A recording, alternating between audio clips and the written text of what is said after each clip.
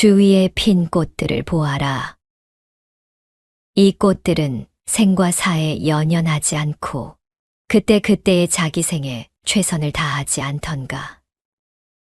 법정스님.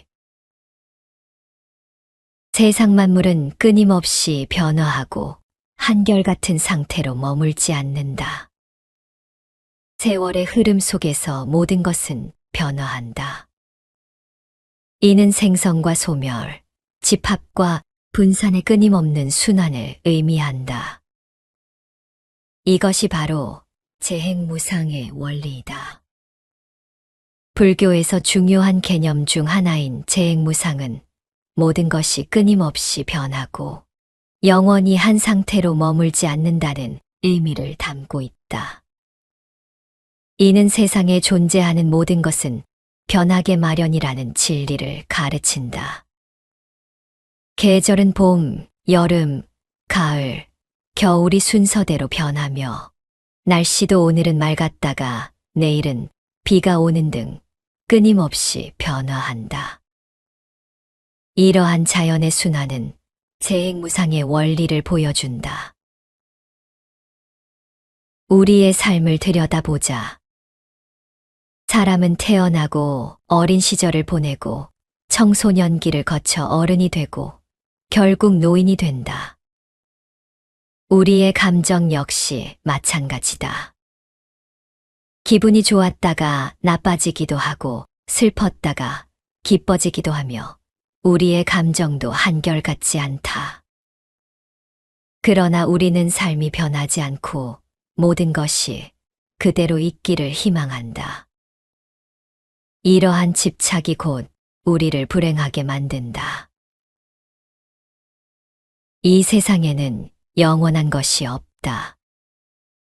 밤하늘에 보이는 수많은 별들도 생성, 유지, 소멸의 과정을 거친다. 인간 역시 예외가 아니다. 모든 것은 변화하고 사라진다.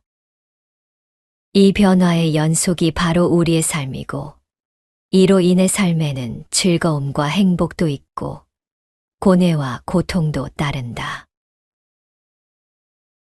우리의 지나온 삶은 우리가 예상치 못했던 결과들로 가득 차 있다. 지나온 과거뿐만이 아니라 앞으로의 미래도 그러할 것이다. 예측할 수 없다. 그것이 인생이다. 나이가 들수록 지혜로운 사람은 삶의 무상함을 이해하게 된다. 세상 만물이 모두 변화하고 움직이니 항상 언제나 그 모습, 그 상태인 것은 없다는 것이다. 세상 만사 변화무쌍하니 무엇을 붙잡아 두려거나 너무 집착하거나 욕심 부리지 말라는 뜻이다. 욕심과 집착은 괴로움을 일으킨다.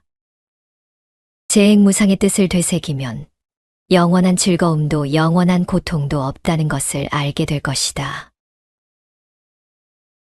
인생이라는 계절은 끊임없이 변화하며 흘러간다.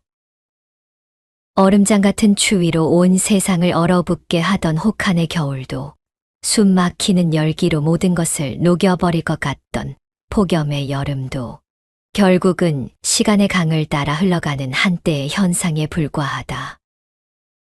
이러한 자연의 섭리를 관찰하면 우리가 인생의 고난을 견뎌낼 수 있는 지혜를 찾을 수 있게 된다. 시간이 약이라는 격언처럼 가슴을 찢는 듯한 칼날 같은 극심한 고통도 시간을 거치면 무뎌지고 약해진다. 따라서 순간의 감정이나 일시적 현상에 휘둘리지 말고 항상 안정된 마음가짐을 유지하는 것이 중요하다. 이러한 원리를 깊이 이해한다면 상실이나 고난에 직면해도 과도한 충격이나 낙담을 피할 수 있다. 삶의 중요한 부분이 무너지더라도 극도의 슬픔에 빠지거나 무력감에 사로잡히지 않을 수 있다. 모든 것이 변한다는 이 엄연한 사실은 영원한 안락과 불멸의 생명, 절대적인 평온과 같은 것들이 실상은 존재하지 않음을 의미한다. 그러나 역설적이게도 우리가 이 냉혹한 진리를 온전히 받아들일 때 비로소 우리는 인생의 위기를 슬기롭게 극복하고 가슴 아픈 상실을 이겨내며 혼돈의 소용돌이 속에서도 지혜의 등불을 밝힐 수 있게 된다. 이것이 바로 재행무상의 가르침이 우리에게 선사하는 깊고 오묘한 깨달음인 것이다. 결국 이 세상에 영원히 변치 않는 것은 없다. 그렇기에 우리는 지금 이 찰나의 순간, 우리 앞에 펼쳐진 시간과 인연이라는 선물을 더없이 소중히 여기고 깊은 감사의 마음으로 대해야 한다. 매 순간이 우리에게 주어진 유일무이한 기회임을 깨닫고 그 안에서 삶의 진정한 의미와 아름다움을 발견해 나가는 것. 그것이야말로 우리가 추구해야 할 진정한 삶의 자세일 것이다. 인생은 찰나의 연속이다. 그렇다. 현재가 중요하다. 불교 경전인 본생경에는 현재를 어떻게 살아야 하는지에 대한 가르침이 나온다. 지나간 일을 슬퍼하지 말고 미래에 대해 바라지 말라. 다만 현재에 충실해야 그 아름다운 빛이 난다. 미래의 일을 바라고 과거의 일을 슬퍼하기 때문에 저 어리석은 사랑, 바싹 마른다. 마치 꺾인 푸른 갈대처럼.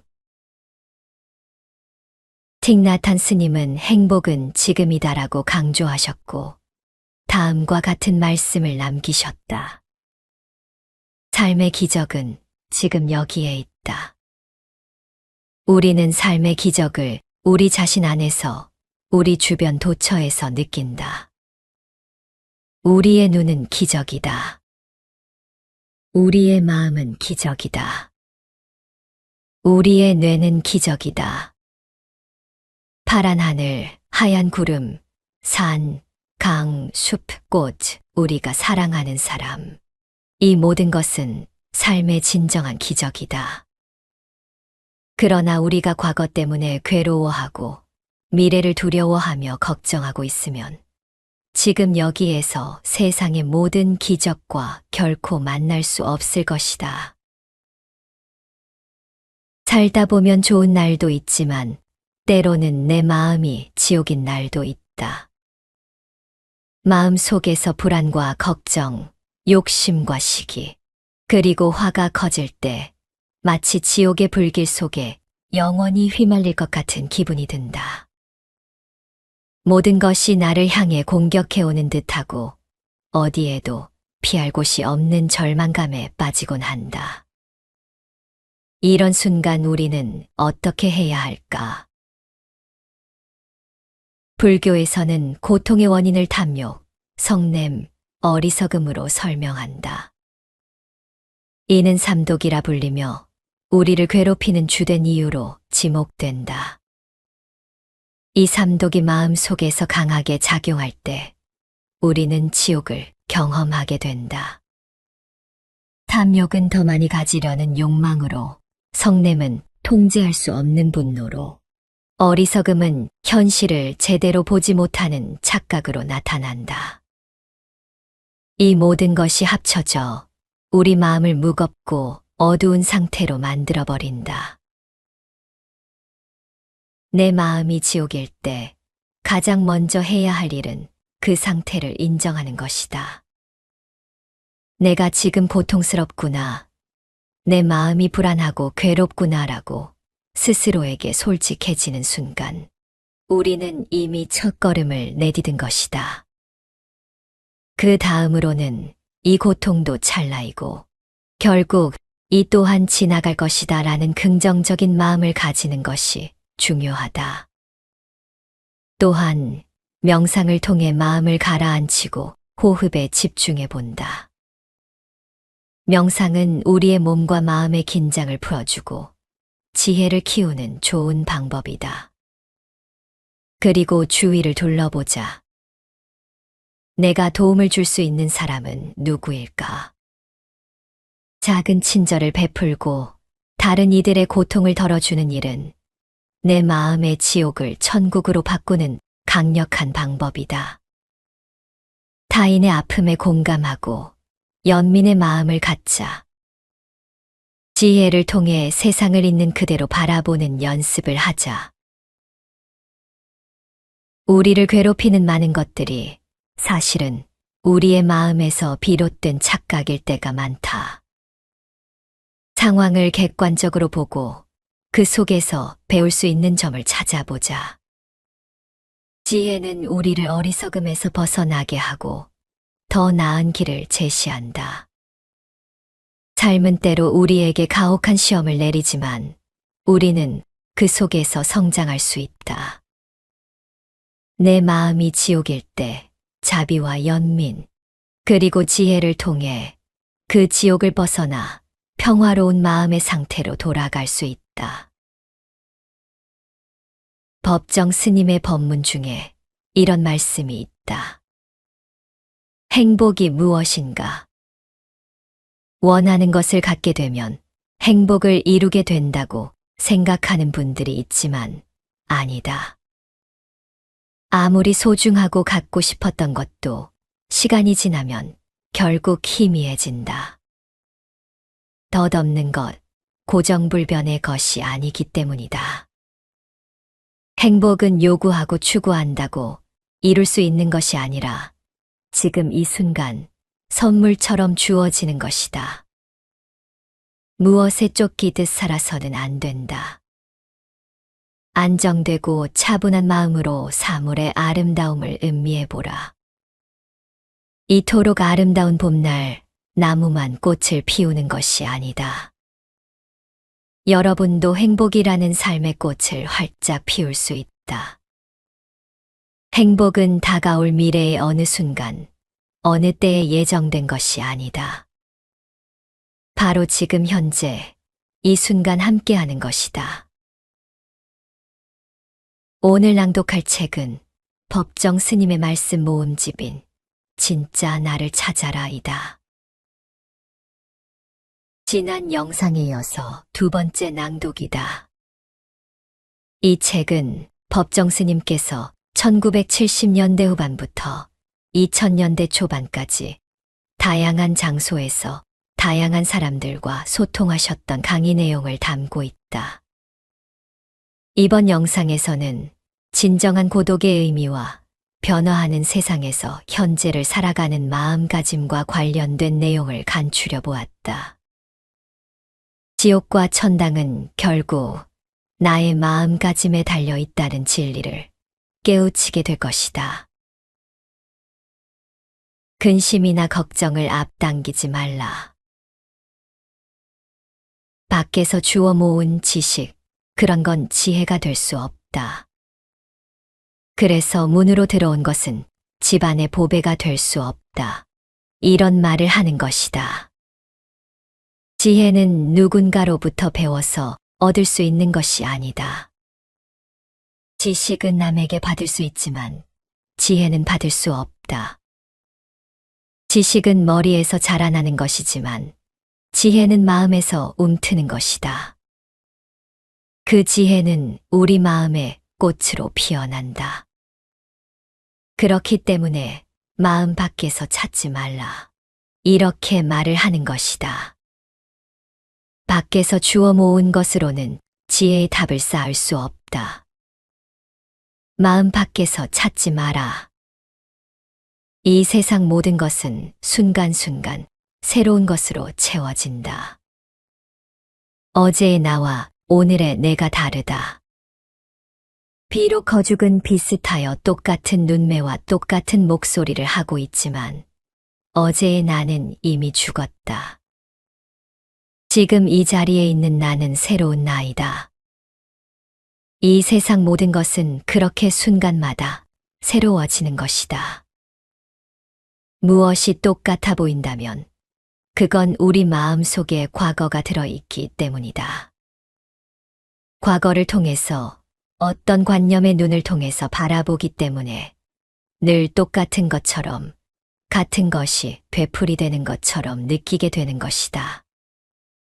진정한 삶은 순간마다 새롭다. 꽃을 보라. 어제 핀 꽃이 다르고 오늘 핀 꽃이 다르다. 같은 것처럼 보여도 다르다. 그 빛깔과 그 향기와 그 모습이 다르다. 위기 속에는 반드시 희망이 있다. 희망이란 무엇인가? 내일이 있다는 것이다. 절망한 사람에게는 내일이 없다. 우리에게는 내일이 있으니 희망도 있는 것이다. 인생에는 맑은 날만 있는 것이 아니다. 흐린 날도 있고 바람 부는 날도 있다. 그리고 바람 부는 날이 지나가면 반드시 맑은 날이 온다. 이것이 우주의 순환이다. 늘 이렇게 순환한다. 인류 역사 자체가 그렇다.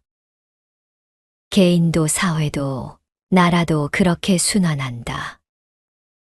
그러므로 희망을 잃지 말아야 한다.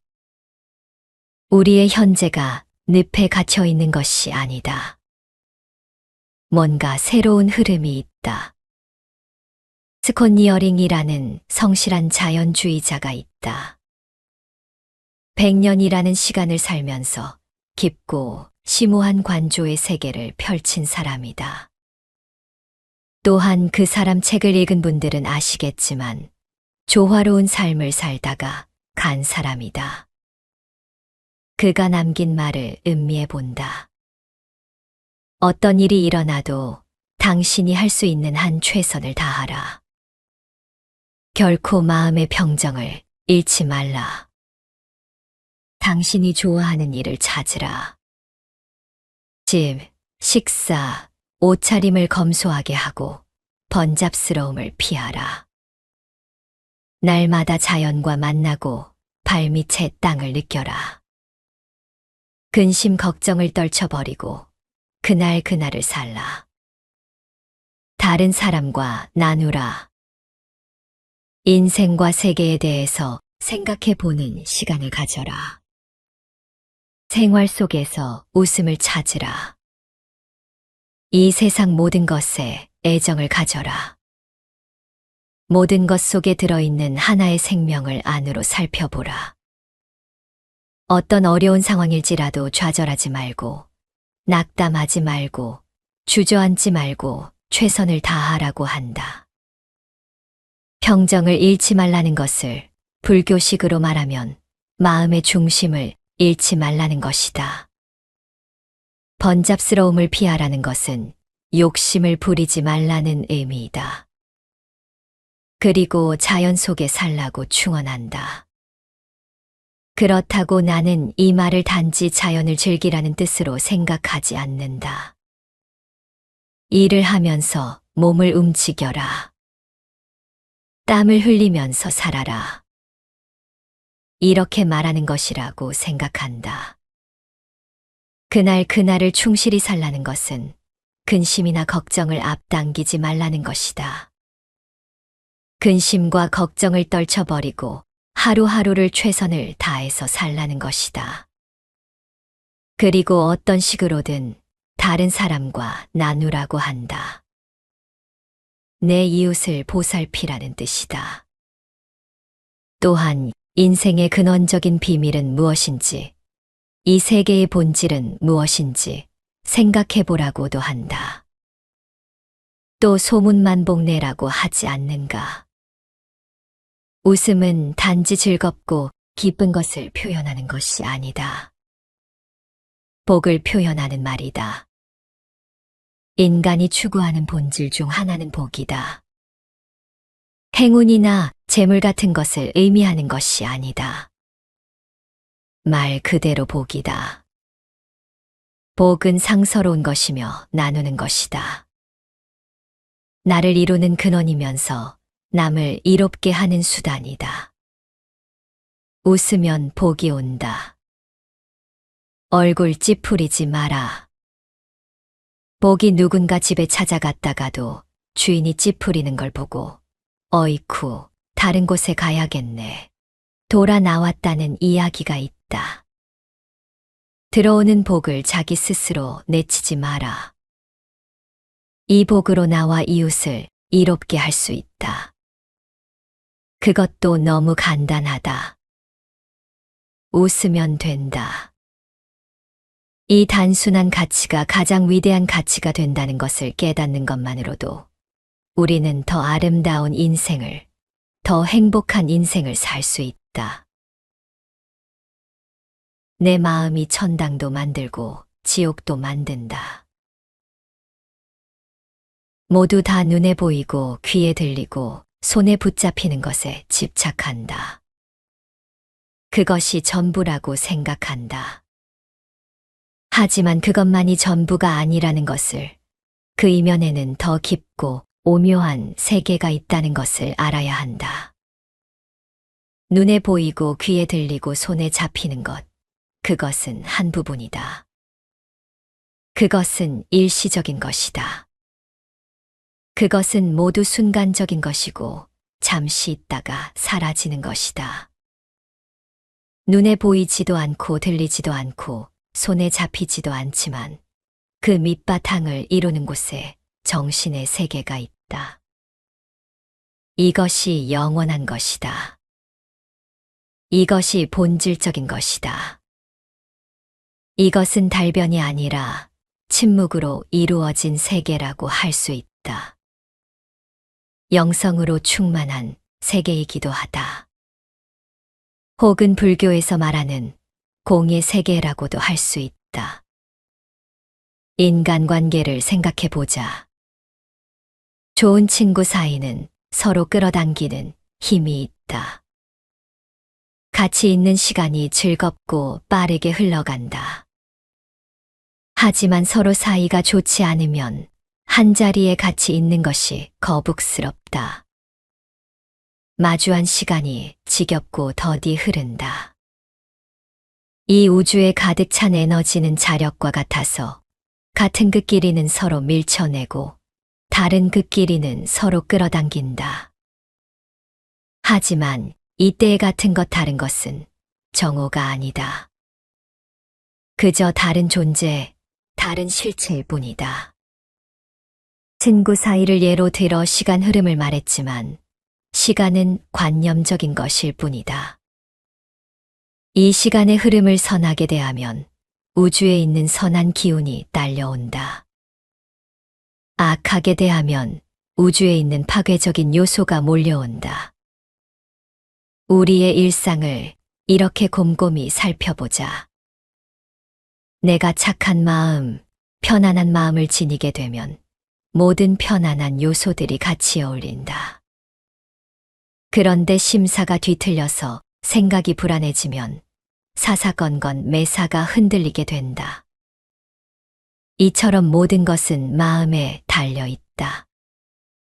마음으로 느끼는 세계, 어떤 의미에서는 이것이 본질적인 세계이다.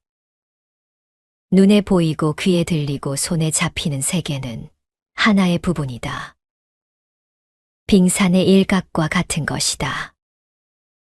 우리가 늘 생활하고 경험하는 일상을 통해서도 그 깊은 배후의 세계에 관심을 두어야 한다. 우리 삶이 어떤 삶이 되느냐 하는 것은 우리가 마음을 어떻게 먹느냐, 이 마음을 어떻게 움직이느냐에 달려 있다. 내 마음이 천당도 만들고 지옥도 만든다. 한 생각 불쑥 일어나서 성자가 될 수도 있고 한 생각 잘못 흘러 도둑이 될 수도 있다. 본래부터 성자가 어디에 있는가? 본래부터 도둑이 어디에 있는가? 한 생각을 내가 어떻게 먹느냐에 따라 성자가 되기도 하고 도둑이 되기도 하는 것이다. 남을 미워하는 생각 그리고 남을 해치고자 하는 생각이 쌓이고 쌓이다 보면 그게 나쁜 업력이 되어 자기도 모르게 남한테 해를 끼치는 것이다. 마음에서 모든 것이 시작된다. 동물은 자연의 목소리인 본능의 지배를 받는다. 사람은 마음의 목소리인 생각의 지배를 받는다. 한 생각이 일으킨다는 것, 그게 중요한 것이다. 하지만 주의해야 한다. 우리가 몸으로 하는 동작, 입으로 하는 말, 마음속에서 하는 생각은 모두 업이 된다. 흔히 업은 훗날 선악의 결과를 가져오는 원인이 된다고 하지 않는가? 나의 동작과 말과 생각이 짓는 업이 자꾸 쌓이면 그게 업력이 된다. 좋은 업, 즉 선업을 쌓으면 좋은 업력이 되고 나쁜 업, 즉 악업을 쌓으면 나쁜 업력이 된다. 선업에는 낙과를 일으키는 힘이 있고 악업에는 고과를 일으키는 힘이 있다. 또 업장이라는 말도 있다. 동작과 말과 마음으로 지은 악업에 의한 장애를 이르는 말이다. 업력과 업장은 의지와 노력만으로는 극복하기 어렵다. 관성 법칙과 같은 것이다. 생사윤회라고 하지 않는가? 수레바퀴가 끊임없이 구르는 것과 같이 번뇌와 업에 의하여 삼계육도의 생사세계를 돌고 돈다. 흔히 번뇌를 끊는다, 욕망을 끊는다, 이렇게 말하지만 번뇌와 욕망은 철사를 끊는 것처럼 싹도 끊을 수 있는 것이 아니다. 다만 어떤 질적인 변화를 줄 수는 있다. 말하자면 에너지의 전환이다. 욕심으로 흐르는 에너지, 탐욕으로 흐르는 마음은 베푸는 일로 전환할 수 있다. 이웃을 돕고 나누는 마음으로 극복할 수 있다. 즉, 전환이 되는 것이다. 또 까닭 없이 화를 내고 남을 미워하는 기운은 연민의 정으로 또 자비심으로 전환할 수 있다. 어리석음으로 흐르는 에너지, 한 치 앞도 못 내다볼 정도로 꽉 막힌 깜깜한 어리석음은 지혜의 힘으로 전환할 수 있다. 즉, 한 생각을 어떻게 먹느냐에 따라 업이 달라진다. 마음을 어떻게 먹느냐에 따라 모든 것이 달라진다. 생각을 어떻게 하느냐에 따라 많은 것이 달라진다. 순간순간 하루하루 어떤 마음으로 어떤 생각으로 살아가야 하는가. 이것이 중요한 것이다. 업의 기준에서 보면 순간에 하는 선택이 평생을 좌우한다. 한 사람의 평생을 넘어 세세손손까지 이어진다. 내가 한 행위가, 내가 한 말이, 내가 먹은 마음이 나에게 돌아온다. 남의 것 훔치면 내 것이 되는가? 안 된다. 업 때문에 그렇다. 도둑은 도둑의 업을 면하지 못한다. 비록 얼굴은 사람의 탈을 쓰고 있지만 속은 야만의 그것이다. 그건 자기가 만든 것이다. 순간순간 마음먹은 것이 그렇게 쌓이고 쌓여서 돌이킬 수 없는 지경에 이르는 것이다. 자기가 그렇게 자기를 만들어가는 것이다. 내 마음이 밝고 평온해서 중심이 잡힐 때 세상과의 관계도 밝고 원만해진다. 내 마음이 평온해서 어떤 갈등도 없이 중심이 잡힐 때 진짜 맑고 향기로워진다. 그런데 마음이 뒤틀리게 되면 그 뒤틀림이 세상을 어지럽힌다. 피해를 입힌다. 이게 마음의 흐름이고 마음의 메아리이다. 모두 다 내가 씨를 뿌리는 것이다. 좋은 일을 하면 선한 열매를 거둘 것이고 나쁜 일을 하면 악한 열매를 거둘 것이다. 누가 그렇게 시키는 것이 아니라 어떤 절대적인 힘이 세상을 주관하는 것이 아니라 우리 스스로가 뿌려서 거두는 것이다. 자업자득이다. 이런 도리를 몸에 익히면 혼란도 어지러움도 없다. 큰 기업을 이끄는 사업가의 경영 철학을 읽은 적이 있다. 경영 철학이라고 하니 무슨 거창한 것 같지만 어렵게 생각할 필요는 없다.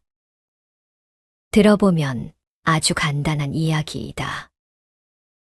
이 사람은 출근할 때 현관에서 구두를 신으면서 다짐과도 같은, 희망과도 같은 염원을 한다고 한다. 오늘 할 일은 단 한 사람이라도 좋으니 누구든 나에게 마음으로부터 고맙다고 인사하는 친구를 만드는 일이다. 그게 내가 이루고자 하는 원이다. 내가 간단한 이야기라고 했지만 또 그만큼 심오한 이야기이기도 하다. 단 한 사람이라도 자신에게 고맙다고 마음으로부터 인사를 하고 싶어 하는 그런 친구를 만드는 것은 결코 쉽지 않은 일이다. 상대의 그런 마음을 이끌어내기 위해서는 내 마음을 모두 바쳐야 한다. 그래야 상대의 마음을 움직일 수 있다. 어려운 일이다. 어려운 일이지만 마음만 먹으면 또 얼마든지 할 수 있는 일이기도 하다. 어렵다고 생각하면 끝이 없다. 내가 그런 원을 세워서 하루 일을 시작하면 내 행동 양식이 달라진다. 생각이 달라지고 말이 달라진다. 사업에만 경영 철학이 있는 것이 아니다. 인생에도 경영 철학이 있다. 거창한 것이 아니라 아주 사소한 인간관계에서 시작이 된다. 이 세상을 이루고 있는 것은 결국 관계와 관계의 결합이다. 잘 산다는 것은 이웃과 좋은 관계를 맺고 있다는 것이고, 잘 살지 못한다는 것은 이웃과 좋은 관계를 맺지 못하고 있다는 말과 같다. 어려울 게 없다. 그런데 좋은 관계, 나쁜 관계는 어디서 오는 것인가? 바깥이 아니라 안에서 오는 것이다. 내 마음을 어떻게 먹느냐에 따라 좋은 친구를 얻을 수 있다. 이 말은 곧 내가 그의 좋은 친구가 되었다는 뜻이기도 하다. 이웃을 기쁘게 하면 내 자신도 기쁘다. 이웃을 슬프게 하면 내 자신도 고통스러워진다. 마음은 메아리이기 때문이다. 이웃의 따뜻한 마음을 기울이면 그 이웃을 행복하게 할 뿐 아니라 내 자신의 내적인 평안도 함께 누릴 수 있다. 이것은 관념적인 종교의 세계가 아닌 인간의 본성에 관한 것이다.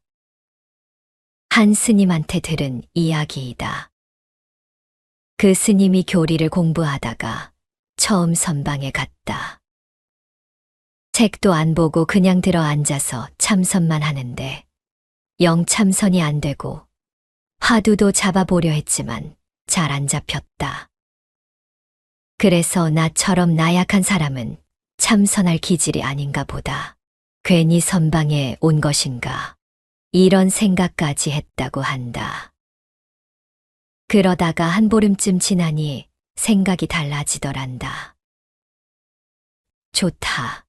나는 참선을 제대로 하지 못하더라도 나랑 함께 공부하고 있는 스님들이 아무 방해받지 않고 공부 잘할 수 있기를 기도해야 되겠다.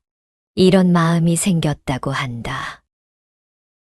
그래서 입선 죽비 딱 하고 치는 소리 들리고 나면 그때부터 아무개 스님, 이번 철에 아무 장애 없이 공부 잘하셔서 중생의 사표가 되어주세요. 한 사람 얼굴을 떠올리면서 염원을 했다고 한다. 한 사흘을 그렇게 하고 나니까 자기 마음이 그렇게 편안해지고 기쁨이 솟고 화두를 잡을 수 있게 되고 그때부터 자기 공부가 제대로 되었다고 한다. 이것은 수도하는 세계에서만 가능한 일이 아니다. 일상적인 생활에서도 충분히 가능한 일이다. 어떤 사람이 좀 얄밉다, 밉상이다. 그런 마음이 들면 오히려 그 사람을 위해서 기도를 하라. 그 사람은 내 마음을, 내 한 생각을 돌이키게 하는 선지식이니까. 선지식이라고 하면 무슨 머리로 쌓는 지식이라 생각하는 분들도 있던데, 여기서 말하는 선지식은 바른 도리를 가르치는 사람이라는 뜻이다. 즉, 스승이다. 선지식이라는 존재가 무슨 야단스러운 것이 아니다. 나에게 깨우침을 주면 그가 바로 선지식이다. 내 남편이, 내 아내가, 내 자식이 나에게 선지식이 될 수 있다. 어떤 사람은 어린 딸하고 그렇게 싸웠단다. 학교에 가면서 인사도 안 하고 무슨 말을 걸면 퉁명스럽게 말대꾸나 하고, 그래서 잔소리를 하게 되고, 그러면 또 아이는 반항하고 싸움이 되고, 잘 지내려고 할수록 오히려 자꾸 어긋나더란다. 그러다 어느 날 문득 깨달았다고 한다. 아, 이 아이가 나의 스승이구나. 내 수양이 모자라 이렇듯 다툼에 빠지는 것을 알게 해주는 선지식이구나. 선지식이 멀리 있는 것이 아니다. 따로 있는 것도 아니다. 이 자리에 모인 여러분이 선지식이다. 서로가 서로에게 선지식인 것이다. 그런데 엉뚱한 곳에서 선지식을 찾으려고 애쓴다. 절이나 교회 같은 종교시설에서, 또는 옛 이야기 속 성인들 중에서 찾으려고 한다. 아니다. 선지식은 여러분 곁에 있다. 내 가족이, 내 이웃이 부처가 될 수도 있고, 하나님이 될 수도 있고, 성인이 될 수도 있는 것이다. 내 마음이 상대를 어떻게 받아들이느냐에 따라 달라지는 것이다. 그러자면 마음을 써야 한다. 우리가 살아가는데 가장 마음을 써야 할 일은 내가 만난 사람에게 친절을 베푸는 것이다. 친절은 인간의 아주 고귀한 덕이기 때문이다. 우리가 주변 사람들에게 보다 큰 친절을 베푼다면 우주가 그만큼 선한 기운으로 확장된다. 좋은 기운으로 충만하게 된다.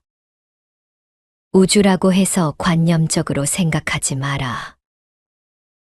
로켓을 타야만 갈 수 있는 저기 먼 세계가 아니다.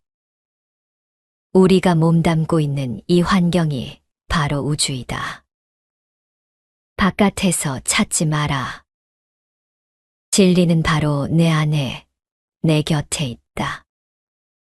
이 세상에는 불행한 사람들이 많다. 그것은 물질적인 가난 때문이라든가 신체적인 장애 때문이 아니다. 마음에 따뜻한 사랑이 없기 때문에 불행한 사람들이 많다. 마음에 따뜻한 사랑이 있으면 어떤 역경 속에도 결코 불행해지지 않는다. 하지만 아무리 좋은 환경에서 산다 하더라도 마음에 따뜻한 사랑이 없으면 불행해진다. 이웃을 따뜻하게 대하는 그런 사랑 없이는 그 어떤 위대한 일도 이 지구에서 일어나지 않는다. 인간답게 살다가 간 사람들, 현재 또 그렇게 살고 있는 사람들, 그들 마음에는 다 그런 따뜻한 사랑이 있다. 또 따뜻한 친절이 있다. 그렇다고 특정한 사람에게만 해당하는 이야기가 아니다. 마음 없는 사람이 어디에 있는가? 본래부터 우리는 다 갖추고 있다. 단지 그 마음이 열려 있지 않을 뿐이다. 그 마음이 겹겹으로 닫혀 있을 뿐이다. 그 마음에는 본래부터 따뜻한 사랑이 가득 고여 있다는 것을 알아야 한다. 그런데 한 생각 뒤틀려서 엉뚱한데 정신을 파느라, 딴데 신경을 쓰느라 자기 마음을 그렇게 열지 못하고 있는 것뿐이다. 그 마음을 활짝 열기만 하면 된다. 이게 우리에게 주어진 과제이다. 그럼 무엇을 통해서 열 수 있는가? 이건 혼자서는 어렵다. 이웃을 통해서, 사람과 사람과의 관계를 통해서 열 수 있다. 내 가족을, 내 이웃을 선지식으로 대하라. 그렇게 하면 내 마음이 저절로 열린다. 내 스스로가 스스로에게 간절해지는 존재가 된다. 언짢은 사이란 없다. 그것은 오히려 나를 겸허하게 한다. 생각을 돌이키게 한다. 그러면 편해지고 본래의 내가 될 수 있다. 사랑과 친절이 우리 마음속에서 싹트는 순간 우리는 다시 태어난다. 이것이 진정한 탄생이고 부활이다. 오늘 이 자리에서 만난 우리는 인연이 깊다. 내 가족이, 내 이웃이 나의 선지식이다. 우리는 서로에게 선지식이다. 서로 마음을 활짝 열기를 바란다. 맑고 향기로운 세상을 만들어 가기를 바란다.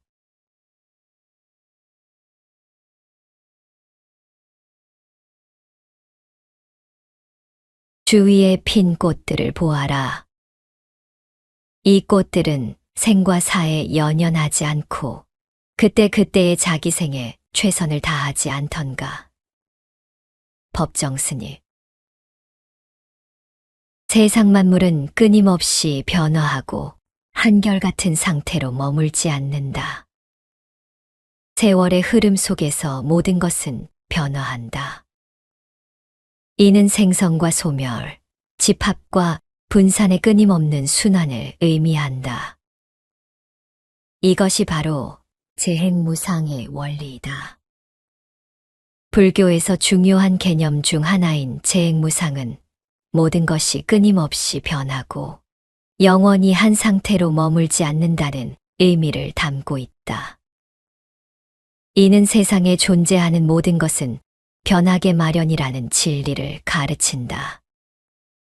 계절은 봄, 여름, 가을, 겨울이 순서대로 변하며 날씨도 오늘은 맑았다가 내일은 비가 오는 등 끊임없이 변화한다. 이러한 자연의 순환은 재행무상의 원리를 보여준다. 우리의 삶을 들여다보자. 사람은 태어나고 어린 시절을 보내고 청소년기를 거쳐 어른이 되고 결국 노인이 된다. 우리의 감정 역시 마찬가지다. 기분이 좋았다가 나빠지기도 하고 슬펐다가 기뻐지기도 하며 우리의 감정도 한결같지 않다. 그러나 우리는 삶이 변하지 않고 모든 것이 그대로 있기를 희망한다. 이러한 집착이 곧 우리를 불행하게 만든다. 이 세상에는 영원한 것이 없다. 밤하늘에 보이는 수많은 별들도 생성, 유지, 소멸의 과정을 거친다. 인간 역시 예외가 아니다. 모든 것은 변화하고 사라진다. 이 변화의 연속이 바로 우리의 삶이고 이로 인해 삶에는 즐거움과 행복도 있고 고뇌와 고통도 따른다.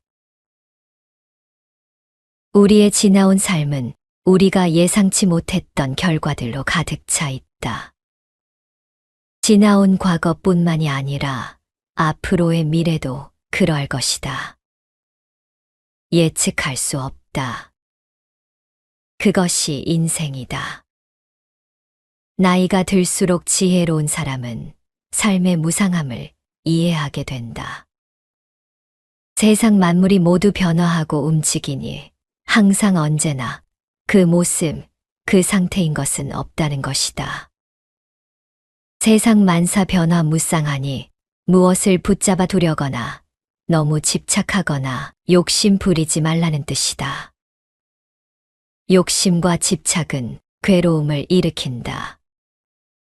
재행무상의 뜻을 되새기면 영원한 즐거움도 영원한 고통도 없다는 것을 알게 될 것이다. 인생이라는 계절은 끊임없이 변화하며 흘러간다. 얼음장 같은 추위로 온 세상을 얼어붙게 하던 혹한의 겨울도 숨 막히는 열기로 모든 것을 녹여버릴 것 같던 폭염의 여름도 결국은 시간의 강을 따라 흘러가는 한때의 현상에 불과하다. 이러한 자연의 섭리를 관찰하면 우리가 인생의 고난을 견뎌낼 수 있는 지혜를 찾을 수 있게 된다. 시간이 약이라는 격언처럼 가슴을 찢는 듯한 칼날 같은 극심한 고통도 시간을 거치면 무뎌지고 약해진다. 따라서 순간의 감정이나 일시적 현상에 휘둘리지 말고 항상 안정된 마음가짐을 유지하는 것이 중요하다. 이러한 원리를 깊이 이해한다면 상실이나 고난에 직면해도 과도한 충격이나 낙담을 피할 수 있다. 삶의 중요한 부분이 무너지더라도 극도의 슬픔에 빠지거나 무력감에 사로잡히지 않을 수 있다. 모든 것이 변한다는 이 엄연한 사실은 영원한 안락과 불멸의 생명, 절대적인 평온과 같은 것들이 실상은 존재하지 않음을 의미한다. 그러나 역설적이게도 우리가 이 냉혹한 진리를 온전히 받아들일 때 비로소 우리는 인생의 위기를 슬기롭게 극복하고 가슴 아픈 상실을 이겨내며 혼돈의 소용돌이 속에서도 지혜의 등불을 밝힐 수 있게 된다. 이것이 바로 재행무상의 가르침이 우리에게 선사하는 깊고 오묘한 깨달음인 것이다. 결국 이 세상에 영원히 변치 않는 것은 없다. 그렇기에 우리는 지금 이 찰나의 순간, 우리 앞에 펼쳐진 시간과 인연이라는 선물을 더없이 소중히 여기고 깊은 감사의 마음으로 대해야 한다. 매 순간이 우리에게 주어진 유일무이한 기회임을 깨닫고 그 안에서 삶의 진정한 의미와 아름다움을 발견해 나가는 것. 그것이야말로 우리가 추구해야 할 진정한 삶의 자세일 것이다. 인생은 찰나의 연속이다. 그렇다. 현재가 중요하다. 불교 경전인 본생경에는 현재를 어떻게 살아야 하는지에 대한 가르침이 나온다. 지나간 일을 슬퍼하지 말고 미래에 대해 바라지 말라. 다만 현재에 충실해야 그 아름다운 빛이 난다. 미래의 일을 바라고 과거의 일을 슬퍼하기 때문에 저 어리석은 사랑 바싹 마른다. 마치 꺾인 푸른 갈대처럼. 틱나탄 스님은 행복은 지금이다라고 강조하셨고 다음과 같은 말씀을 남기셨다. 삶의 기적은 지금 여기에 있다. 우리는 삶의 기적을 우리 자신 안에서, 우리 주변 도처에서 느낀다. 우리의 눈은 기적이다. 우리의 마음은 기적이다. 우리의 뇌는 기적이다. 파란 하늘, 하얀 구름, 산, 강, 숲, 꽃, 우리가 사랑하는 사람. 이 모든 것은 삶의 진정한 기적이다. 그러나 우리가 과거 때문에 괴로워하고 미래를 두려워하며 걱정하고 있으면 지금 여기에서 세상의 모든 기적과 결코 만날 수 없을 것이다.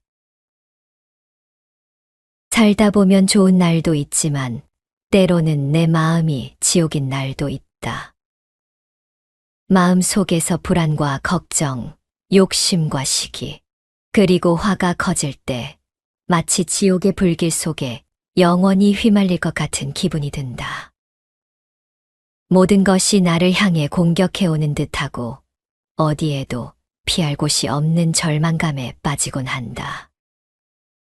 이런 순간 우리는 어떻게 해야 할까? 불교에서는 고통의 원인을 탐욕, 성냄, 어리석음으로 설명한다. 이는 삼독이라 불리며 우리를 괴롭히는 주된 이유로 지목된다. 이 삼독이 마음 속에서 강하게 작용할 때 우리는 지옥을 경험하게 된다. 탐욕은 더 많이 가지려는 욕망으로, 성냄은 통제할 수 없는 분노로, 어리석음은 현실을 제대로 보지 못하는 착각으로 나타난다. 이 모든 것이 합쳐져 우리 마음을 무겁고 어두운 상태로 만들어버린다. 내 마음이 지옥일 때 가장 먼저 해야 할 일은 그 상태를 인정하는 것이다. 내가 지금 고통스럽구나, 내 마음이 불안하고 괴롭구나라고 스스로에게 솔직해지는 순간 우리는 이미 첫걸음을 내디딘 것이다. 그 다음으로는 이 고통도 찰나이고 결국 이 또한 지나갈 것이다 라는 긍정적인 마음을 가지는 것이 중요하다. 또한 명상을 통해 마음을 가라앉히고 호흡에 집중해 본다. 명상은 우리의 몸과 마음의 긴장을 풀어주고 지혜를 키우는 좋은 방법이다. 그리고 주위를 둘러보자. 내가 도움을 줄 수 있는 사람은 누구일까? 작은 친절을 베풀고 다른 이들의 고통을 덜어주는 일은 내 마음의 지옥을 천국으로 바꾸는 강력한 방법이다. 타인의 아픔에 공감하고 연민의 마음을 갖자. 지혜를 통해 세상을 있는 그대로 바라보는 연습을 하자. 우리를 괴롭히는 많은 것들이 사실은 우리의 마음에서 비롯된 착각일 때가 많다. 상황을 객관적으로 보고 그 속에서 배울 수 있는 점을 찾아보자. 지혜는 우리를 어리석음에서 벗어나게 하고 더 나은 길을 제시한다. 삶은 때로 우리에게 가혹한 시험을 내리지만 우리는 그 속에서 성장할 수 있다. 내 마음이 지옥일 때 자비와 연민, 그리고 지혜를 통해 그 지옥을 벗어나 평화로운 마음의 상태로 돌아갈 수 있다. 법정 스님의 법문 중에 이런 말씀이 있다. 행복이 무엇인가? 원하는 것을 갖게 되면 행복을 이루게 된다고 생각하는 분들이 있지만 아니다. 아무리 소중하고 갖고 싶었던 것도 시간이 지나면 결국 희미해진다. 덧없는 것, 고정불변의 것이 아니기 때문이다. 행복은 요구하고 추구한다고 이룰 수 있는 것이 아니라 지금 이 순간 선물처럼 주어지는 것이다. 무엇에 쫓기듯 살아서는 안 된다. 안정되고 차분한 마음으로 사물의 아름다움을 음미해보라. 이토록 아름다운 봄날 나무만 꽃을 피우는 것이 아니다. 여러분도 행복이라는 삶의 꽃을 활짝 피울 수 있다. 행복은 다가올 미래의 어느 순간, 어느 때에 예정된 것이 아니다. 바로 지금 현재, 이 순간 함께하는 것이다. 오늘 낭독할 책은 법정 스님의 말씀 모음집인 진짜 나를 찾아라이다. 지난 영상에 이어서 두 번째 낭독이다. 이 책은 법정 스님께서 1970년대 후반부터 2000년대 초반까지 다양한 장소에서 다양한 사람들과 소통하셨던 강의 내용을 담고 있다. 이번 영상에서는 진정한 고독의 의미와 변화하는 세상에서 현재를 살아가는 마음가짐과 관련된 내용을 간추려 보았다. 지옥과 천당은 결국 나의 마음가짐에 달려 있다는 진리를 깨우치게 될 것이다. 근심이나 걱정을 앞당기지 말라. 밖에서 주워 모은 지식, 그런 건 지혜가 될 수 없다. 그래서 문으로 들어온 것은 집안의 보배가 될 수 없다. 이런 말을 하는 것이다. 지혜는 누군가로부터 배워서 얻을 수 있는 것이 아니다. 지식은 남에게 받을 수 있지만 지혜는 받을 수 없다. 지식은 머리에서 자라나는 것이지만 지혜는 마음에서 움트는 것이다. 그 지혜는 우리 마음의 꽃으로 피어난다. 그렇기 때문에 마음 밖에서 찾지 말라. 이렇게 말을 하는 것이다. 밖에서 주워 모은 것으로는 지혜의 답을 쌓을 수 없다. 마음 밖에서 찾지 마라. 이 세상 모든 것은 순간순간 새로운 것으로 채워진다. 어제의 나와 오늘의 내가 다르다. 비록 거죽은 비슷하여 똑같은 눈매와 똑같은 목소리를 하고 있지만 어제의 나는 이미 죽었다. 지금 이 자리에 있는 나는 새로운 나이다. 이 세상 모든 것은 그렇게 순간마다 새로워지는 것이다. 무엇이 똑같아 보인다면 그건 우리 마음 속에 과거가 들어있기 때문이다. 과거를 통해서 어떤 관념의 눈을 통해서 바라보기 때문에 늘 똑같은 것처럼 같은 것이 되풀이되는 것처럼 느끼게 되는 것이다. 진정한 삶은 순간마다 새롭다. 꽃을 보라. 어제 핀 꽃이 다르고 오늘 핀 꽃이 다르다. 같은 것처럼 보여도 다르다. 그 빛깔과 그 향기와 그 모습이 다르다. 위기 속에는 반드시 희망이 있다. 희망이란 무엇인가? 내일이 있다는 것이다. 절망한 사람에게는 내일이 없다. 우리에게는 내일이 있으니 희망도 있는 것이다. 인생에는 맑은 날만 있는 것이 아니다. 흐린 날도 있고 바람 부는 날도 있다. 그리고 바람 부는 날이 지나가면 반드시 맑은 날이 온다. 이것이 우주의 순환이다. 늘 이렇게 순환한다. 인류 역사 자체가 그렇다. 개인도 사회도 나라도 그렇게 순환한다. 그러므로 희망을 잃지 말아야 한다. 우리의 현재가 늪에 갇혀 있는 것이 아니다. 뭔가 새로운 흐름이 있다. 스콧 니어링이라는 성실한 자연주의자가 있다. 100년이라는 시간을 살면서 깊고 심오한 관조의 세계를 펼친 사람이다. 또한 그 사람 책을 읽은 분들은 아시겠지만 조화로운 삶을 살다가 간 사람이다. 그가 남긴 말을 음미해 본다. 어떤 일이 일어나도 당신이 할 수 있는 한 최선을 다하라. 결코 마음의 평정을 잃지 말라. 당신이 좋아하는 일을 찾으라. 집, 식사, 옷차림을 검소하게 하고 번잡스러움을 피하라. 날마다 자연과 만나고 발밑의 땅을 느껴라. 근심 걱정을 떨쳐버리고 그날그날을 살라. 다른 사람과 나누라. 인생과 세계에 대해서 생각해 보는 시간을 가져라. 생활 속에서 웃음을 찾으라. 이 세상 모든 것에 애정을 가져라. 모든 것 속에 들어있는 하나의 생명을 안으로 살펴보라. 어떤 어려운 상황일지라도 좌절하지 말고, 낙담하지 말고, 주저앉지 말고 최선을 다하라고 한다.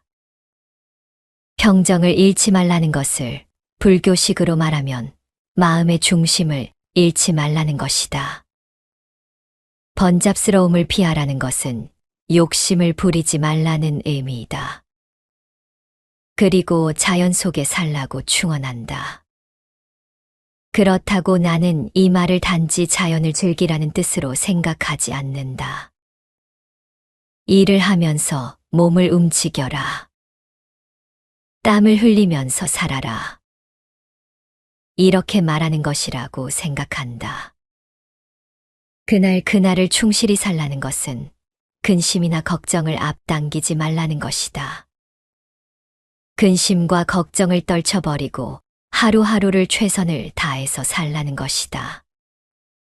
그리고 어떤 식으로든 다른 사람과 나누라고 한다. 내 이웃을 보살피라는 뜻이다. 또한 인생의 근원적인 비밀은 무엇인지, 이 세계의 본질은 무엇인지 생각해보라고도 한다. 또 소문만복내라고 하지 않는가. 웃음은 단지 즐겁고 기쁜 것을 표현하는 것이 아니다. 복을 표현하는 말이다. 인간이 추구하는 본질 중 하나는 복이다. 행운이나 재물 같은 것을 의미하는 것이 아니다. 말 그대로 복이다. 복은 상서로운 것이며 나누는 것이다. 나를 이루는 근원이면서 남을 이롭게 하는 수단이다. 웃으면 복이 온다. 얼굴 찌푸리지 마라. 복이 누군가 집에 찾아갔다가도 주인이 찌푸리는 걸 보고 어이쿠, 다른 곳에 가야겠네. 돌아 나왔다는 이야기가 있다. 들어오는 복을 자기 스스로 내치지 마라. 이 복으로 나와 이웃을 이롭게 할 수 있다. 그것도 너무 간단하다. 웃으면 된다. 이 단순한 가치가 가장 위대한 가치가 된다는 것을 깨닫는 것만으로도 우리는 더 아름다운 인생을, 더 행복한 인생을 살 수 있다. 내 마음이 천당도 만들고 지옥도 만든다. 모두 다 눈에 보이고 귀에 들리고 손에 붙잡히는 것에 집착한다. 그것이 전부라고 생각한다. 하지만 그것만이 전부가 아니라는 것을, 그 이면에는 더 깊고 오묘한 세계가 있다는 것을 알아야 한다. 눈에 보이고 귀에 들리고 손에 잡히는 것, 그것은 한 부분이다. 그것은 일시적인 것이다. 그것은 모두 순간적인 것이고 잠시 있다가 사라지는 것이다. 눈에 보이지도 않고 들리지도 않고 손에 잡히지도 않지만 그 밑바탕을 이루는 곳에 정신의 세계가 있다. 이것이 영원한 것이다. 이것이 본질적인 것이다. 이것은 달변이 아니라 침묵으로 이루어진 세계라고 할 수 있다. 영성으로 충만한 세계이기도 하다. 혹은 불교에서 말하는 공의 세계라고도 할 수 있다. 인간관계를 생각해보자.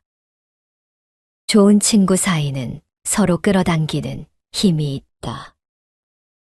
같이 있는 시간이 즐겁고 빠르게 흘러간다. 하지만 서로 사이가 좋지 않으면 한자리에 같이 있는 것이 거북스럽다. 마주한 시간이 지겹고 더디 흐른다. 이 우주에 가득 찬 에너지는 자력과 같아서 같은 끝끼리는 서로 밀쳐내고 다른 끝끼리는 서로 끌어당긴다. 하지만 이때 같은 것 다른 것은 정오가 아니다. 그저 다른 존재, 다른 실체일 뿐이다.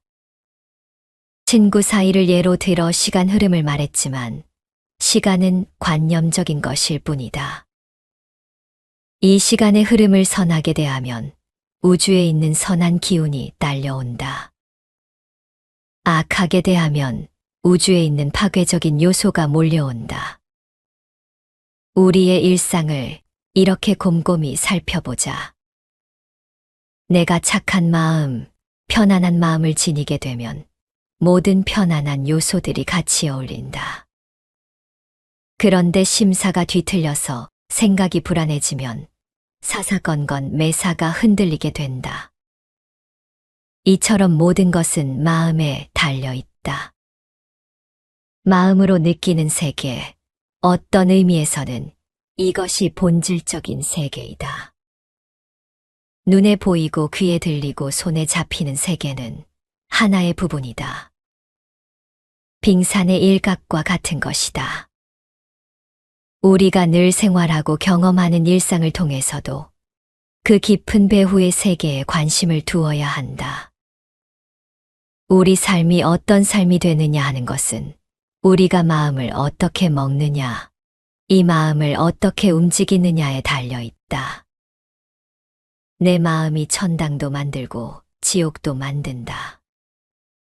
한 생각 불쑥 일어나서 성자가 될 수도 있고, 한 생각 잘못 흘러 도둑이 될 수도 있다.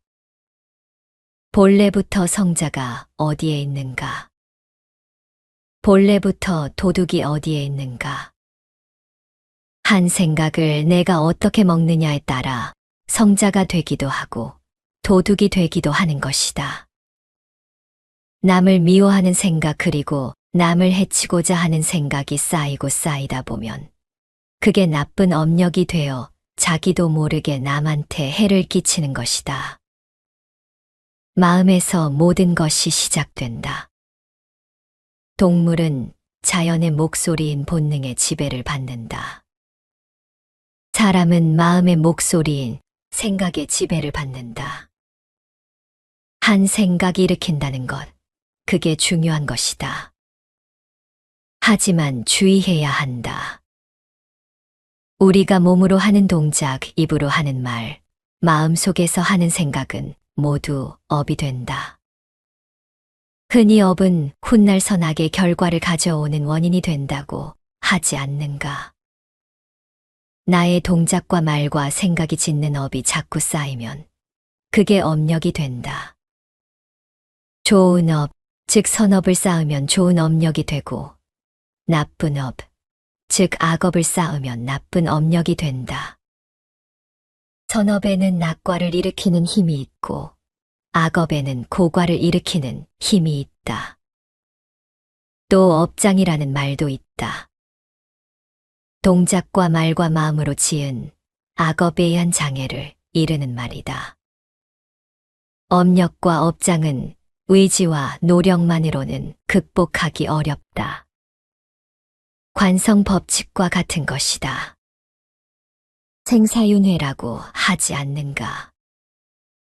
수레바퀴가 끊임없이 구르는 것과 같이 번뇌와 업에 의하여 삼계육도의 생사세계를 돌고 돈다. 흔히 번뇌를 끊는다, 욕망을 끊는다, 이렇게 말하지만 번뇌와 욕망은 철사를 끊는 것처럼 싹도 끊을 수 있는 것이 아니다. 다만 어떤 질적인 변화를 줄 수는 있다. 말하자면 에너지의 전환이다. 욕심으로 흐르는 에너지, 탐욕으로 흐르는 마음은 베푸는 일로 전환할 수 있다. 이웃을 돕고 나누는 마음으로 극복할 수 있다. 즉 전환이 되는 것이다. 또 까닭 없이 화를 내고 남을 미워하는 기운은 연민의 정으로 또 자비심으로 전환할 수 있다. 어리석음으로 흐르는 에너지, 한 치 앞도 못 내다볼 정도로 꽉 막힌 깜깜한 어리석음은 지혜의 힘으로 전환할 수 있다. 즉, 한 생각을 어떻게 먹느냐에 따라 업이 달라진다. 마음을 어떻게 먹느냐에 따라 모든 것이 달라진다. 생각을 어떻게 하느냐에 따라 많은 것이 달라진다. 순간순간 하루하루 어떤 마음으로 어떤 생각으로 살아가야 하는가. 이것이 중요한 것이다. 업의 기준에서 보면 순간에 하는 선택이 평생을 좌우한다. 한 사람의 평생을 넘어 세세손손까지 이어진다. 내가 한 행위가, 내가 한 말이, 내가 먹은 마음이 나에게 돌아온다. 남의 것 훔치면 내 것이 되는가? 안 된다. 업 때문에 그렇다. 도둑은 도둑의 업을 면하지 못한다. 비록 얼굴은 사람의 탈을 쓰고 있지만 속은 야만의 그것이다. 그건 자기가 만든 것이다. 순간순간 마음먹은 것이 그렇게 쌓이고 쌓여서 돌이킬 수 없는 지경에 이르는 것이다. 자기가 그렇게 자기를 만들어 가는 것이다. 내 마음이 밝고 평온해서 중심이 잡힐 때 세상과의 관계도 밝고 원만해진다. 내 마음이 평온해서 어떤 갈등도 없이 중심이 잡힐 때 진짜 맑고 향기로워진다. 그런데 마음이 뒤틀리게 되면 그 뒤틀림이 세상을 어지럽힌다. 피해를 입힌다. 이게 마음의 흐름이고 마음의 메아리이다. 모두 다 내가 씨를 뿌리는 것이다. 좋은 일을 하면 선한 열매를 거둘 것이고 나쁜 일을 하면 악한 열매를 거둘 것이다. 누가 그렇게 시키는 것이 아니라 어떤 절대적인 힘이 세상을 주관하는 것이 아니라 우리 스스로가 뿌려서 거두는 것이다. 자업자득이다. 이런 도리를 몸에 익히면 혼란도 어지러움도 없다. 큰 기업을 이끄는 사업가의 경영 철학을 읽은 적이 있다. 경영 철학이라고 하니 무슨 거창한 것 같지만 어렵게 생각할 필요는 없다. 들어보면 아주 간단한 이야기이다. 이 사람은 출근할 때 현관에서 구두를 신으면서 다짐과도 같은, 희망과도 같은 염원을 한다고 한다. 오늘 할 일은 단 한 사람이라도 좋으니 누구든 나에게 마음으로부터 고맙다고 인사하는 친구를 만드는 일이다. 그게 내가 이루고자 하는 원이다. 내가 간단한 이야기라고 했지만 또 그만큼 심오한 이야기이기도 하다. 단 한 사람이라도 자신에게 고맙다고 마음으로부터 인사를 하고 싶어 하는 그런 친구를 만드는 것은 결코 쉽지 않은 일이다. 상대의 그런 마음을 이끌어내기 위해서는 내 마음을 모두 바쳐야 한다. 그래야 상대의 마음을 움직일 수 있다. 어려운 일이다. 어려운 일이지만 마음만 먹으면 또 얼마든지 할 수 있는 일이기도 하다. 어렵다고 생각하면 끝이 없다. 내가 그런 원을 세워서 하루 일을 시작하면 내 행동 양식이 달라진다. 생각이 달라지고 말이 달라진다. 사업에만 경영 철학이 있는 것이 아니다. 인생에도 경영 철학이 있다. 거창한 것이 아니라 아주 사소한 인간관계에서 시작이 된다. 이 세상을 이루고 있는 것은 결국 관계와 관계의 결합이다. 잘 산다는 것은 이웃과 좋은 관계를 맺고 있다는 것이고, 잘 살지 못한다는 것은 이웃과 좋은 관계를 맺지 못하고 있다는 말과 같다. 어려울 게 없다. 그런데 좋은 관계, 나쁜 관계는 어디서 오는 것인가? 바깥이 아니라 안에서 오는 것이다. 내 마음을 어떻게 먹느냐에 따라 좋은 친구를 얻을 수 있다. 이 말은 곧 내가 그의 좋은 친구가 되었다는 뜻이기도 하다. 이웃을 기쁘게 하면 내 자신도 기쁘다. 이웃을 슬프게 하면 내 자신도 고통스러워진다. 마음은 메아리이기 때문이다. 이웃의 따뜻한 마음을 기울이면 그 이웃을 행복하게 할 뿐 아니라 내 자신의 내적인 평안도 함께 누릴 수 있다. 이것은 관념적인 종교의 세계가 아닌 인간의 본성에 관한 것이다. 한 스님한테 들은 이야기이다. 그 스님이 교리를 공부하다가 처음 선방에 갔다. 책도 안 보고 그냥 들어 앉아서 참선만 하는데 영 참선이 안 되고 화두도 잡아보려 했지만 잘 안 잡혔다. 그래서 나처럼 나약한 사람은 참선할 기질이 아닌가 보다. 괜히 선방에 온 것인가. 이런 생각까지 했다고 한다. 그러다가 한 보름쯤 지나니 생각이 달라지더란다. 좋다. 나는 참선을 제대로 하지 못하더라도 나랑 함께 공부하고 있는 스님들이 아무 방해받지 않고 공부 잘할 수 있기를 기도해야 되겠다. 이런 마음이 생겼다고 한다. 그래서 입선 죽비 딱 하고 치는 소리 들리고 나면 그때부터 아무개 스님, 이번 철에 아무 장애 없이 공부 잘하셔서 중생의 사표가 되어주세요. 한 사람 얼굴을 떠올리면서 염원을 했다고 한다. 한 사흘을 그렇게 하고 나니까 자기 마음이 그렇게 편안해지고 기쁨이 솟고 화두를 잡을 수 있게 되고 그때부터 자기 공부가 제대로 되었다고 한다. 이것은 수도하는 세계에서만 가능한 일이 아니다. 일상적인 생활에서도 충분히 가능한 일이다. 어떤 사람이 좀 얄밉다, 밉상이다, 그런 마음이 들면 오히려 그 사람을 위해서 기도를 하라. 그 사람은 내 마음을, 내 한 생각을 돌이키게 하는 선지식이니까. 선지식이라고 하면 무슨 머리로 쌓는 지식이라 생각하는 분들도 있던데 여기서 말하는 선지식은 바른 도리를 가르치는 사람이라는 뜻이다. 즉, 스승이다. 선지식이라는 존재가 무슨 야단스러운 것이 아니다. 나에게 깨우침을 주면 그가 바로 선지식이다. 내 남편이, 내 아내가, 내 자식이 나에게 선지식이 될 수 있다. 어떤 사람은 어린 딸하고 그렇게 싸웠단다.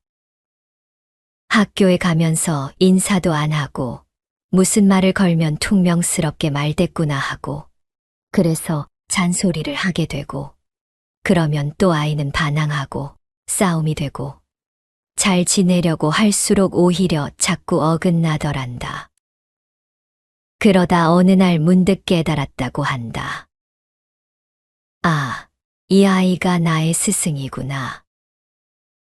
내 수양이 모자라 이렇듯 다툼에 빠지는 것을 알게 해주는 선지식이구나. 선지식이 멀리 있는 것이 아니다. 따로 있는 것도 아니다. 이 자리에 모인 여러분이 선지식이다. 서로가 서로에게 선지식인 것이다. 그런데 엉뚱한 곳에서 선지식을 찾으려고 애쓴다. 절이나 교회 같은 종교시설에서 또는 옛 이야기 속 성인들 중에서 찾으려고 한다. 아니다. 선지식은 여러분 곁에 있다. 내 가족이, 내 이웃이 부처가 될 수도 있고 하나님이 될 수도 있고 성인이 될 수도 있는 것이다. 내 마음이 상대를 어떻게 받아들이느냐에 따라 달라지는 것이다. 그러자면 마음을 써야 한다. 우리가 살아가는데 가장 마음을 써야 할 일은 내가 만난 사람에게 친절을 베푸는 것이다.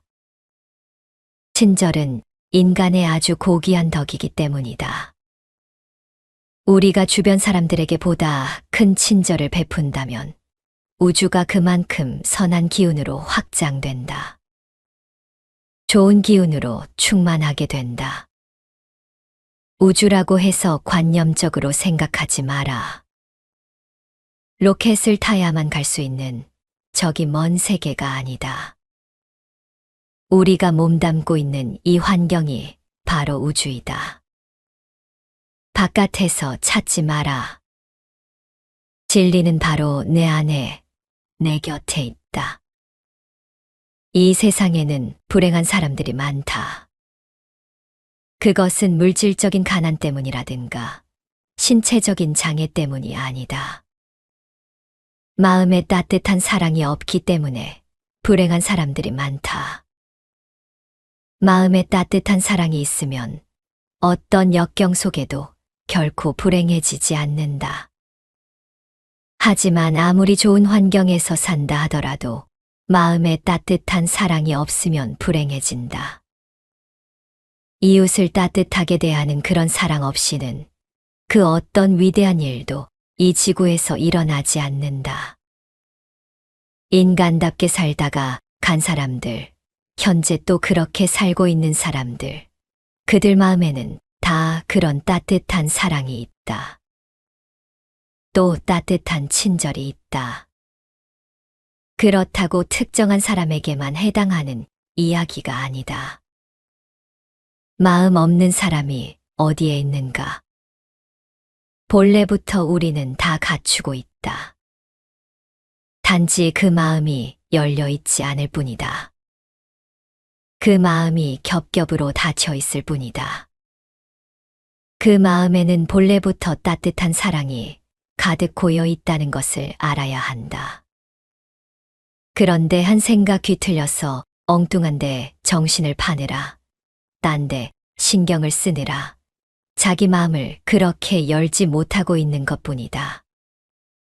그 마음을 활짝 열기만 하면 된다. 이게 우리에게 주어진 과제이다. 그럼 무엇을 통해서 열 수 있는가? 이건 혼자서는 어렵다. 이웃을 통해서, 사람과 사람과의 관계를 통해서 열 수 있다. 내 가족을, 내 이웃을 선지식으로 대하라. 그렇게 하면 내 마음이 저절로 열린다. 내 스스로가 스스로에게 간절해지는 존재가 된다. 언짢은 사이란 없다. 그것은 오히려 나를 겸허하게 한다. 생각을 돌이키게 한다. 그러면 편해지고 본래의 내가 될 수 있다. 사랑과 친절이 우리 마음 속에서 싹 트는 순간 우리는 다시 태어난다. 이것이 진정한 탄생이고 부활이다. 오늘 이 자리에서 만난 우리는 인연이 깊다. 내 가족이, 내 이웃이 나의 선지식이다. 우리는 서로에게 선지식이다. 서로 마음을 활짝 열기를 바란다. 맑고 향기로운 세상을 만들어 가기를 바란다.